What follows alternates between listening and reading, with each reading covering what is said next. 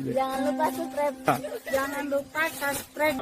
Begini, ketika kita membantu anak-anak untuk belajar dengan beasiswa, maka proses pemberian beasiswa itu harus sampai tuntas kuliah. Apabila terjadi perubahan, maka caranya itu dengan tidak melakukan rekrutmen baru, sehingga tidak ada peserta baru. Tapi mereka yang sedang kuliah dan sedang dibiayai, negara harus bertanggung jawab menyelesaikan sampai tuntas. Kalaupun tidak mau diteruskan programnya, ada keputusan tidak meneruskan, maka lakukan itu dengan cara tidak ada rekrutmen yang baru. Tapi yang sudah masuk ke dalam penerima, harus mereka dibiayai sampai tuntas. Kalau tidak, mereka akan terbengkalai. Karena mereka adalah orang-orang yang membutuhkan bantuan. Karena itulah mereka terima dukungan beasiswa.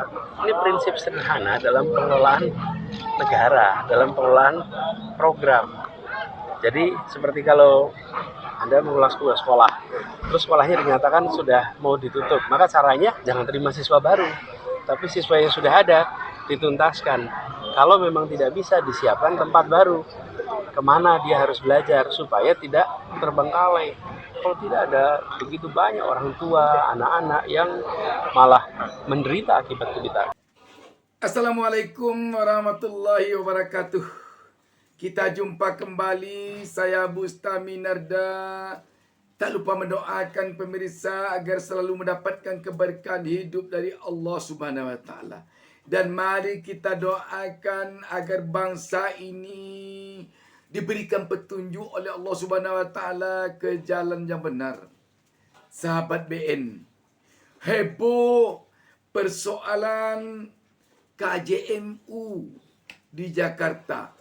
Kartu Jakarta Mahasiswa Unggul yang merupakan program utama Anies Baswedan ketika menjadi Gubernur DKI Jakarta di dalam membantu pembiayaan mahasiswa yang kuliah di Jakarta.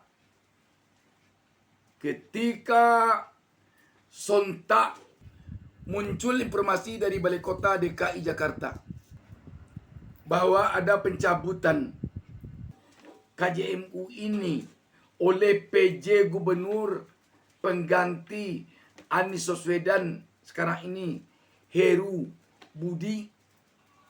Heboh. Apa artinya ini? Inilah buktinya bahwa program ini program yang dibutuhkan oleh rakyat. Ketika ada isu akan dicabut program itu, rakyat heboh. Ini membuktikan bahwa program yang dibuat oleh pemerintah ini program yang betul-betul dibutuhkan oleh rakyat. Kalau program ini tidak dibutuhkan oleh rakyat, jadi cabut, yang tidak dicabut, yang nggak apa-apa. Jadi siapapun yang jadi pemimpin, jadilah pemimpin yang bisa membuat program yang dibutuhkan oleh rakyat, bukan yang dibutuhkan oleh otak atau oleh perut si pemimpin itu. Adakah program yang hanya dibutuhkan oleh pemimpinnya saja, yang hanya menurut pemimpinnya program itu baik menurut dia, bahkan malas dia berhenti jadi pemimpin karena takut program dia itu nanti tidak akan dilanjutkan oleh pemimpin yang baru. Karena ini ibarat mainan yang paling bagus untuk dia, menurut dia, bukan menurut rakyat.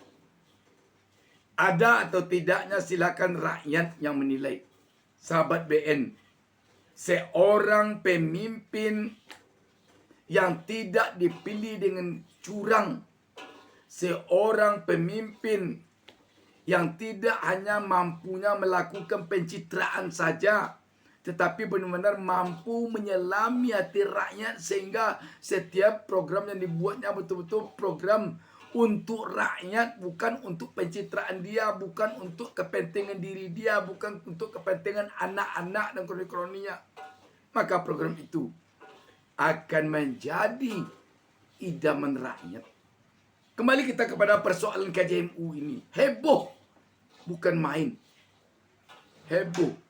Sehingga kita melihat PJ Gubernur Heru terpaksa memanggil atau mengundang atau mengadakan pertemuan dengan mahasiswa yang namanya sudah dicopot dari daftar KJMU itu.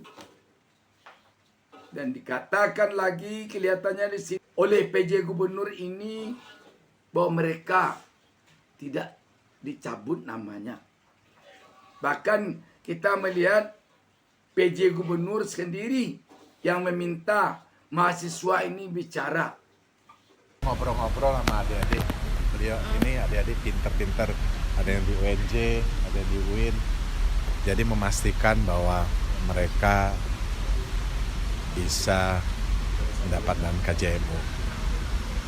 Dan sistem udah dibuka ya Bu Asisten. Dan tentunya cleansing itu bertahap. Ya. Saya pastikan bahwa mereka-mereka yang sudah mendapatkan dalam perjalanannya KJMU bisa tetap mendapatkan itu. Dan tentunya pemadanan data tetap berjalan itu persen to persen. Berarti tidak ada pemutusan KJMU. Pak, berarti untuk kemarin kan sempat disebutkan deselnya itu sampai desel 4, Pak. Berarti itu nggak akan diberlakukan, Pak? Ya enggak. Tetap ada pemadanan data nanti dengan Badan Pajak. Ya, dicek pajaknya. Tadi adik-adik sendiri yang ngomong mana nih? Tadi mana yang pinter? Mas, tadi kan jelasin bahwa apa? Yang tadi 1 miliar di atas berapa? Ya kan? Ya, jelasin apa tadi pinginnya apa? Sih udah semua udah clear, semuanya udah bisa daftar semua, dan sekarang tinggal kita nikmatin aja dan belajar prestasi untuk semuanya teman-teman. Nah, kan ada informasi yang kami dapatkan itu ada peserta yang tadinya tidak layak, kemudian setelah itu kembali layak gitu Pak. Jadi dalam beberapa hari kemarin itu apakah memang ada proses perubahan data atau pemadanan data Pak?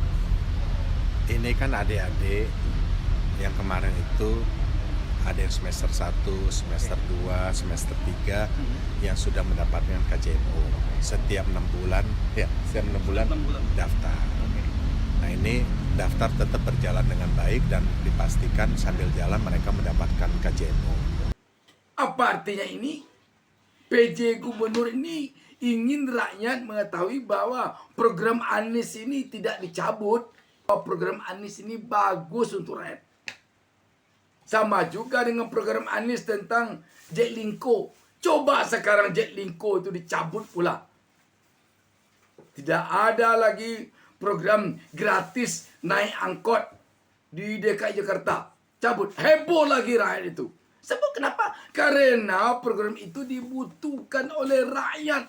Tapi kalau program yang dibutuhkan oleh pemimpinnya, untuk keuntungan kroninya, untuk keuntungan pribadinya, untuk membuat langgeng kekuasaannya, dicabut dan dicabut, rakyat tak peduli itu. Sama juga dengan IKN.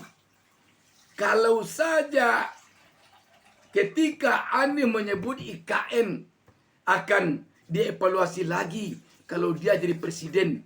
Jika IKN itu memang untuk kebutuhan rakyat seluruhnya di Indonesia ini, kemarin rakyat pasti akan heboh ke Anies itu. Tetapi nyatanya tidak. Tidak ada rakyat heboh. Ini salah satu contoh.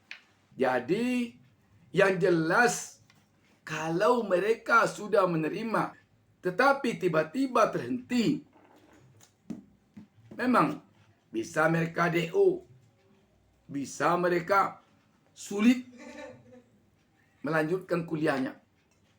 Tapi yang jelas sahabat BN, yang tidak diinginkan oleh rakyat, jangan hendaknya pengganti Anies ini berupaya mencari cara agar program Anies yang begitu penting oleh rakyat diganti dengan yang lain. Supaya nama Anies tidak diingat-ingat lagi oleh rakyat. Itu yang tidak diinginkan sebenarnya. Dan itu bisa terjadi kalau politik praktis sudah meradang kepala para pejabat. Tetapi kalau jiwa negarawan yang ada di kepala para pejabat, dia tidak peduli apakah ini program lawan politik saya, apakah ini program kroni saya, asal programnya baik akan saya lanjutkan, asal programnya untuk rakyat akan saya lanjutkan. Tetapi kalau programnya tidak baik, walaupun ayah saya yang membuat programnya, saya tidak akan lanjutkan karena gunanya bukan untuk ayah saya, tapi untuk rakyat. Itu yang negarawan. Tapi sekarang kan sulit mencari negarawan di Indonesia ini. Sulit sekali. Coba kita lihat pemilu kemarin aja. Mana pejabat-pejabat kita? Mana pemimpin-pemimpin kita yang berjiwa negarawan? Ketika hendak memenangkan paslon-paslon yang didukungnya. Coba lihat. Jadi memang saya masih ingat beberapa puluh tahun lalu, ketika saya berbincang dengan seorang sosiolog namanya Profesor Dr. Aziz Saleh. Dia mengatakan bahwa sulit mencari negarawan di Indonesia ini yang banyak politisi. Itu puluhan tahun lalu. Apalagi sekarang. Kepentingan politik transaksional semakin menggila. Kepentingan politik pragmatis semakin menjadi-jadi. Kepentingan politik keluarga, dinasti, kroni semakin bergejolak. Kita sebagai rakyat tentu berharap kepada para pemimpin kita di negeri ini. Jangan selalu memandang program-program yang ada di pemerintahan ini. Ini program lawan saya, ini program teman saya. Kalau program lawan saya, sebaik apapun harus saya ubah.